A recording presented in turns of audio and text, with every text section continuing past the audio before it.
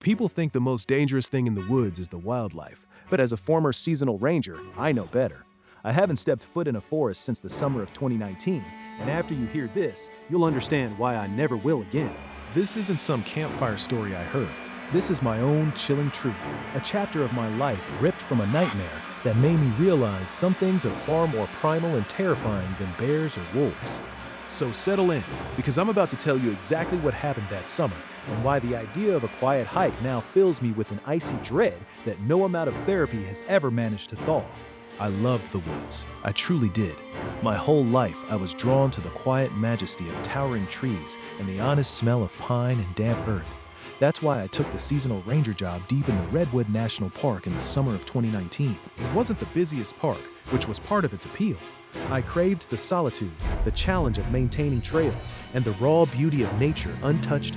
My cabin was a rustic dream, a small, one-room structure nestled at the edge of a particularly isolated trail, far enough from the main roads that I rarely saw anyone for days on end. It had a wood-burning stove, a creaky porch, and a lock on the door that felt sturdy enough against any animal, or so I thought. The early weeks were idyllic. I'd wake with the sun, sip coffee on the porch, listening to the birds, then head out to patrol my section of the trail, checking for downed trees, illegal campsites, or lost hikers. It was peaceful, purposeful work. The days were long but satisfying, ending with a simple meal and the deep, dreamless sleep that only true exhaustion and fresh air can bring. I felt completely at home, completely safe in my wild kingdom. Then, things started to change. It wasn't dramatic at first, just a tiny whisper of unease, a flicker of something out of place. It began with the offerings. The first time, I almost didn't notice it. I was stepping off my porch, heading out for a patrol, and there it was, right by the worn welcome mat. A small, odd little thing, about the size of my thumb. It was a carving, intricately detailed, made from what looked like a sliver of bone. It was shaped like a twisted, vaguely human figure, its limbs contorted, its head thrown back in a silent scream. And woven into it, almost invisibly, were strands of dark hair. Not human hair, I hoped, but something coarser, like animal fur, though it was too fine to be that of a bear or deer. I nudged it with my boot. It was unsettling, but I tried to shrug it off. Kids from a nearby town, maybe, messing around? There wasn't a town nearby, but I didn't have a better explanation. I picked it up, feeling the sharp edges, the strange texture. It had a primitive, almost ancient feel to it. I tossed it into a small tin can I kept on the porch for random screws and nails, deciding it was probably just a weird piece of discarded folk art. A few days later, another one appeared. This time, it was slightly different. A small bird-like creature, also carved from bone, with more hair woven into its delicate, impossible wings. It was sitting on the top step, right in the center, as if placed with deliberate intent. My stomach tightened a little. This wasn't just some random litter. Someone was putting these here, and they weren't exactly friendly little trinkets.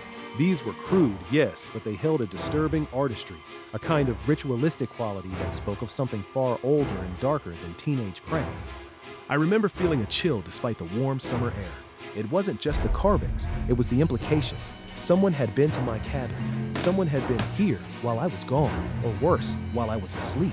The woods suddenly felt less like a sanctuary and more like a stage, with me as the unwitting performer in a play I didn't understand. The solitary life I cherished began to feel exposed. The initial unease slowly morphed into something colder, more defined. It stopped being a prank in my mind and started feeling like a game, a very personal, very sinister game. Every morning, I'd brace myself as I opened the door, half expecting to see another one of those macabre little figures. Sometimes there was, sometimes there wasn't. They'd appear on the porch rail, tucked into the knot of wood by my doorframe, or even propped up on the windowsill outside, always perfectly placed to be noticed immediately. They weren't just objects, they were messages, little reminders that someone was watching, waiting, playing. I started taking precautions. I began checking my cabin's perimeter every evening, looking for tracks, for signs of disturbance. The soft earth around my cabin was a perfect canvas for footprints, but I never found anything definitive, just the usual deer and small game tracks. It was as if whatever was leaving these things knew how to move without a trace, or was so light-footed it left none. The lack of explanation gnawed at me. I was a ranger, trained to observe, to identify, to understand the environment. This defied all my training. This defied logic. Then came the incident with the spare key. I kept a spare key to my cabin hidden under a loose rock near the back steps. a spot I thought was clever and discreet. It was a common ranger trick for emergencies or if I happened to lock myself out.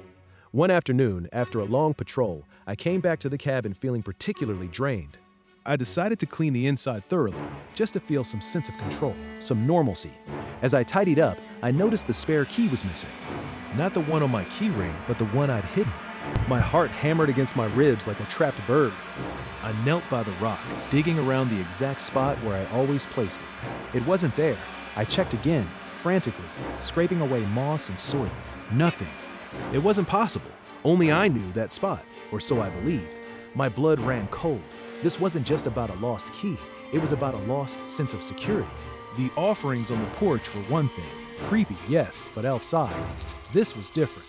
This meant someone had deliberately searched for my key, found it, and taken it. They knew my habits. They knew my secrets. My cabin, my sanctuary, suddenly felt compromised, its illusion of safety shattered. It was like finding a crack in a dam, knowing the water was going to burst through at any moment. I spent the rest of the day in a state of hypervigilance. I checked all the windows, rattling them to make sure they were securely latched. I double-checked the deadbolt on the door. I even tried to barricade it with a chair, a futile gesture I knew, but it made me feel a tiny bit better. Sleep that night was impossible. Every rustle of leaves, every snap of a twig outside sent shivers down my spine. The woods, which had once cradled me in peace, now felt like they were holding their breath, watching.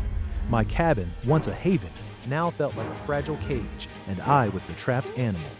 The missing key transformed the situation from a series of disturbing incidents into a full-blown invasion, a direct challenge to my personal space, and more importantly, my sense of control. I was no longer just observing, I was being observed, and the game was escalating. The days following the missing key incident were a blur of paranoia and exhaustion. I hardly slept, jumped at every sound, and found myself constantly scanning the tree line, convinced I'd catch a glimpse of whoever was doing this. I even considered reporting it, but what would I say? Someone's leaving weird bone carvings on my porch and took my spare key? It sounded unhinged, and I had no evidence, no proof, just a growing, gnawing terror. I started barricading my door every night, piling heavy boxes and even my small stove against it, knowing it was probably useless if someone truly wanted in, but finding a perverse comfort in the effort. Then came the ultimate breach. It was a particularly dark and stormy night. Rain lashed against the cabin, and the wind howled through the trees like a tormented spirit. I had returned from patrol earlier than usual, drenched and chilled to the bone. After a quick, nervous meal, I locked my main door, secured my barricade, and retreated to my bedroom. It was a tiny space, barely more than a closet with a bed, but it was my space, the innermost sanctum of my little home. I even had a small lock on the bedroom door, a flimsy thing that I used more for privacy than security, but in my escalating paranoia, I had begun locking it every night. I lit a small oil lamp, its flickering light casting dancing shadows on the rough-hewn walls. I stripped off my wet clothes, intending to put on something dry and warm, and then I saw it. It was on my pillow, a carving, not just one, but 3 of them, arranged in a neat, unsettling triangle. Each one was more intricate, more grotesque than the last. One was undeniably a human skull, tiny but perfectly rendered from what looked like a tooth, with minute strands of what felt like human hair braided into the eye sockets. Another was a curled, desiccated finger, complete with a tiny, impossibly realistic fingernail, also of bone, wrapped with hair like a macabre ring. The third was the worst. It was a small, elongated jawbone, clearly animal, but shaped and polished to resemble a gaping maw, full of impossibly sharp, needle-like teeth. And from its bone gums hung long, slick strands of black hair that glistened in the lamplight. My breath hitched in my throat.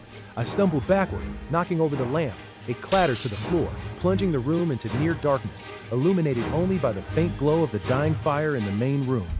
I could still see the shapes on the pillow, stark black against the white. The scent hit me then, a faint, sickly sweet smell, like old blood and damp earth. My hands flew to my mouth to stifle a scream.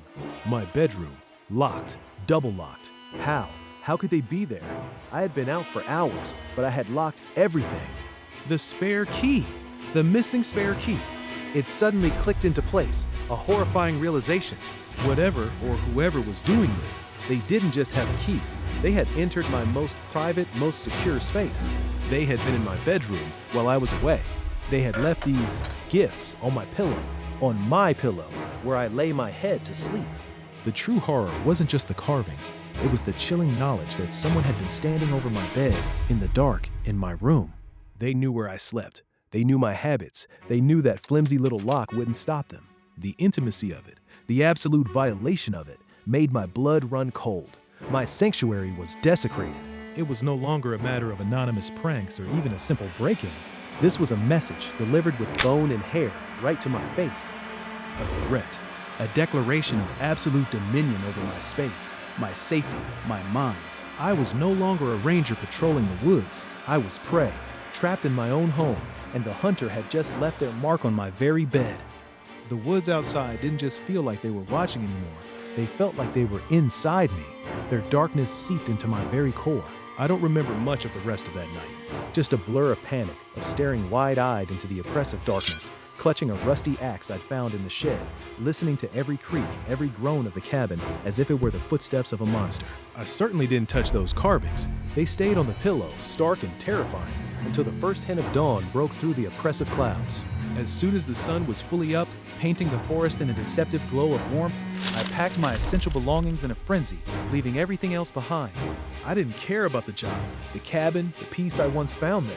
I just needed to get out. I drove away from those woods, leaving a thick cloud of dust in my wake, and I never looked back.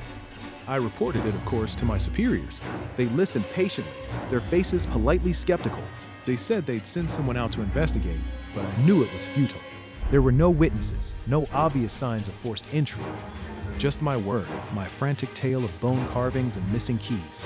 They probably thought I'd had a breakdown from the isolation, or that some local weirdo had decided to torment the new ranger.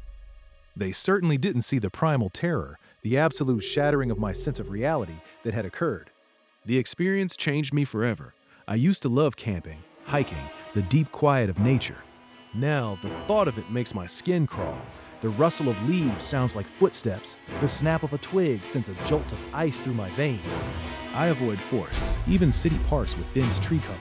The memory of those carvings on my pillow, the sickening realization that something had invaded my most private space, still haunts my dreams. I still wonder what those carvings meant, who left them, and how they knew my hidden key spot, how they got into my locked room. Was it a person? A cult? Something else entirely? Something ancient and malevolent that dwells in the forgotten corners of the earth? I have no answers, only a cold, enduring fear. So, the next time you think about taking a peaceful walk in the woods, remember my story. Remember that sometimes the true danger isn't the wildlife you can see, but the unseen, the unknown, the things that leave their mark not just on your doorstep, but deep within your soul. It's why I'll never step foot in a forest again. And honestly, if you knew what I knew, you wouldn't either. If you want to hear more stories that will make you rethink everything you thought you knew about the world, make sure you hit that subscribe button.